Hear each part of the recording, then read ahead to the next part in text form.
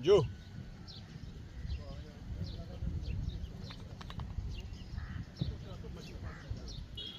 Naona hapa ndo bichi Bungua.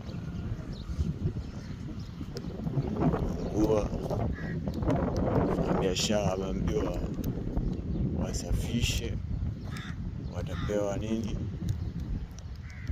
Watapewa taarifa kama wajenge au la. Kila mtu asafishe eneo lake. Taarifa iliyopo kwamba kila mtu atakaposafisha eneo lake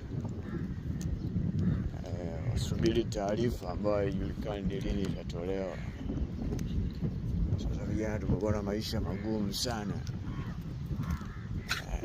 Serikali kae huko, hebu itathmini tunaelekea wapi, au serikali tena ndo hamna muda wa kutathmini. Maisha yamekuwa ya moto.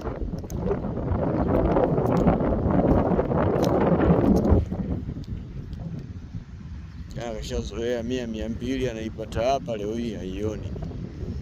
Kwanza tutaishi vipi?